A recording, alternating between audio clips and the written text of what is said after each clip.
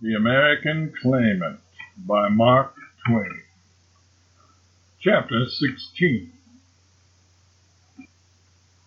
Grady arrived with a box and departed after saying, "They're finishing one up, but they'll be along as soon as it's done."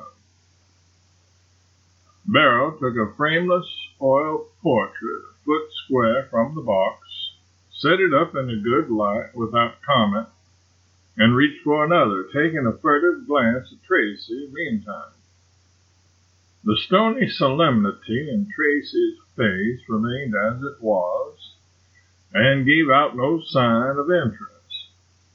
Barrow placed the second portrait beside the first, and stole another glance while reaching for a third. The stone image softened a shade. Number 3 forced the ghost of a smile. Number 4 swept indifference wholly away. And number 5 started a laugh which was still in good and hearty condition when number 14 took its place in the row.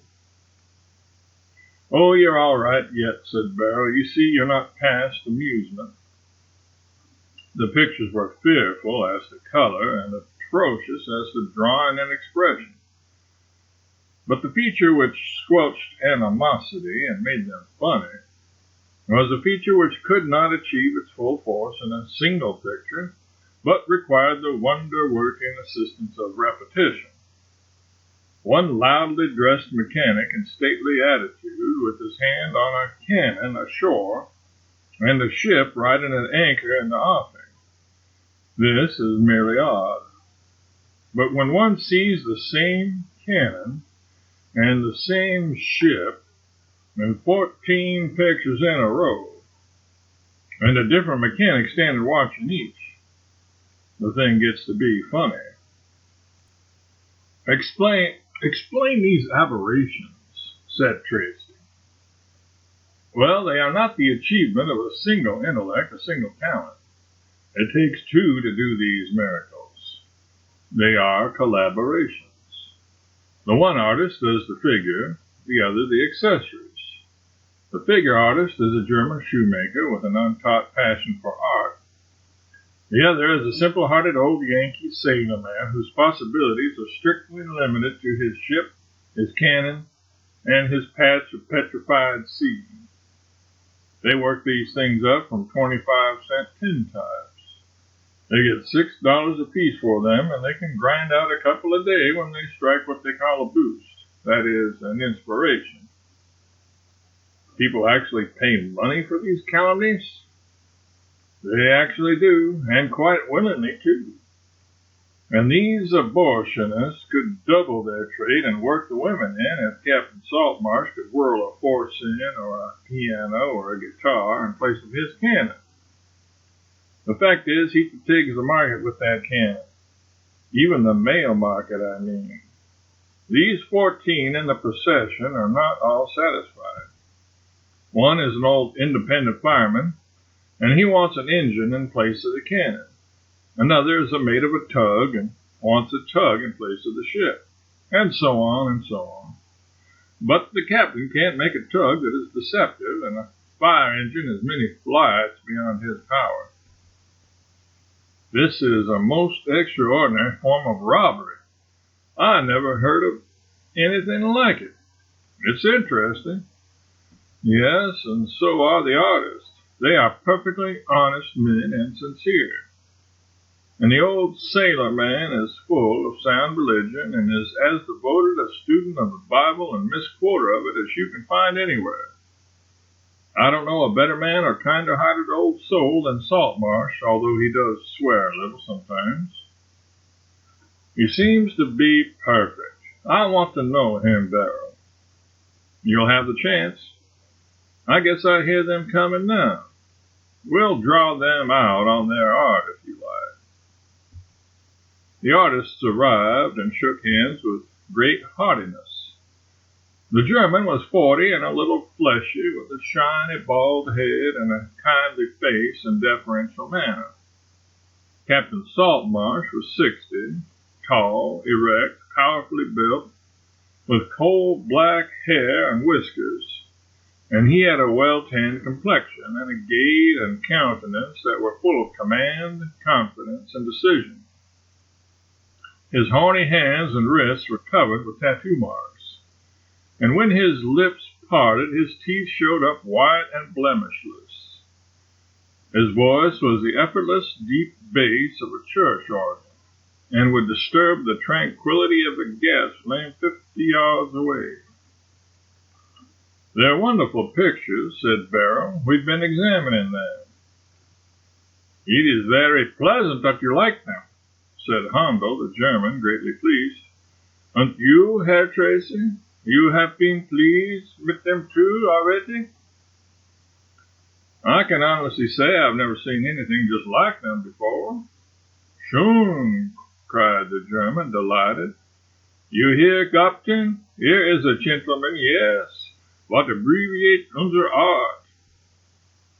The captain was charmed and said, "Well, sir, we're thankful for a compliment yet, though they're not as scarce now as they used to be before we made a reputation."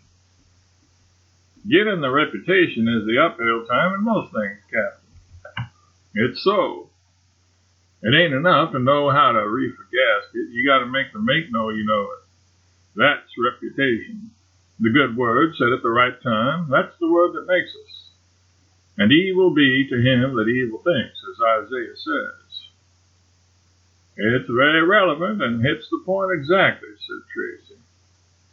"Where did you study art, Captain?" "I haven't studied. It's a natural gift." "He is born with those cannon in him. He don't have to do nothing. His genius do all the work. If he is asleep and take a pencil in his hand, out come a cannon. By crashes, if he could do a clavier, or he could do a guitar, or he could do a wash tub, it is a fortune. Heiliger Johannes, it is used a fortune." "Well, it is an immense pity that the business is hindered and limited in this unfortunate way." The captain grew a trifle excited himself now. "You've said it, Mr. Tracy. Hindered? Well, I should say so. Why, look here. This fellow here, number 11, he's a hackman. A flourishing hackman, I may say. He wants his hack in this picture. Wants it where the cannon is. I got around that difficulty by telling him the cannon's our trademark, so to speak. Proves that the picture's our work. And I was afraid if we left it out, people wouldn't know for certain if it was a salt marsh handle. Now, you wouldn't yourself." "What, Captain? You wrong yourself, indeed you do. Anyone who has once seen a genuine salt marsh handle is safe from imposture forever. Strip it, flay it, skin it out of every detail but the bare color and expression, and that man will still recognize it. Still stop to worship. Oh, how it makes me feel to hear those expressions. Still say to himself again, as he had said 100 times before, the art of the salt marsh handle is an art apart. There is nothing in the heavens above or in the earth beneath that resembles it. By Jiminy, nur hören Sie einmal. In my life day haf I never heard so precious words." So I talked him out of the hack, Mr. Tracy, and he let up on that and said put in a hearse then, because he's chief mate of a hearse but don't own it. Stands a watch for wages, you know. But I can't do a hearse any more than I can a hack, so here we are, becalmed, you see. And it's the same with women and such. They come and they want a little genre picture. It's the accessories that make it a genre. Yes, cannon or cat or any little thing like that you heave in to whoop up the effect. We could do a prodigious trade with the women if we could foreground the things they like, but they don't give a damn for artillery. Mine's the lack, continued the captain with a sigh. And his end of the business is all right. I tell you, he's an artist from way back. Just hear that old man. He always talked about me like that, heard the pleased German. Look at his work yourself. 14 portraits in a row, and no two of them alike. Now that you speak of it, it is true. I hadn't noticed it before. It is very remarkable. Unique, I suppose. I should say so. That's the very thing about Andy. He discriminates. Discrimination's the thief of time. 49th Psalm. But that ain't any matter. It's the honest thing, and it pays in the end. Yes, he certainly is great in that feature. One is obliged to admit it. But, now mind, I'm not really criticizing. Don't you think he is just a trifle overstrong in technique? The captain's face was knocked expressionless by this remark. It remained quite vacant while he muttered to himself, technique, polytechnique, pyrotechnique. That's it, likely. Fireworks, too much color. Then he spoke up with serenity and confidence and said, well, yes, he does pile it on pretty loud, but they all like it, you know. Fact is, it's the life of the business. Take that number 9 there, Evans the butcher. He drops into the studio as sober-colored as anything you ever see. Now look at him. You can't tell him from scarlet fever. Well, it pleases that butcher to death. I'm making a study of a sausage wreath to hang on the cannon, and I don't really reckon I can do it right, but if I can, we can break the butcher. Unquestionably, your fellow craftsman is a great colorist. Oh, Dankeschön. In fact, a quite extraordinary colorist. A colorist, I make bold to say, without imitator here or abroad, and with a most bold and effective touch. A touch like a battering ram. And a manner so peculiar and romantic and extraneous and ad libitum and heart-searching that he is an impressionist, I presume? No, said the captain simply, he is a Presbyterian. It accounts for it all. Oh, there's something divine about his art, soulful, unsatisfactory, yearning, dim hearkening on the void horizon, vague, murmuring to the spirit out of ultramarine distances and far-sounding cataclysms of uncreated space. Oh, has he ever tried distemper? The captain answered up with energy. Not if he knows himself, but his dog has. And, oh, no, it was not my dog.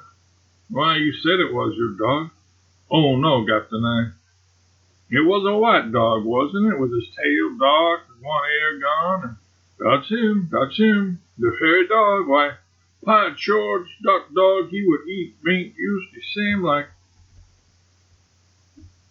Well, never mind that now. Vast heaving, I never saw such a man. You start him on that dog and he'll dispute a year. Blamed if I haven't seen him keep it up a level 2 hours and a half. Why, Captain, said Bear, I guess that must be hearsay. No, sir, no hearsay about it. He disputed with me. I don't see how you stood it. Oh, you've got to if you run with Andy. But it's the only fault he's got. Ain't you afraid of acquiring it? Oh, no, said the captain tranquilly. No danger of that, I reckon. The artists presently took their leave. Then Barrow put his hands on Tracy's shoulders and said, Look me in the eye, my boy. Steady.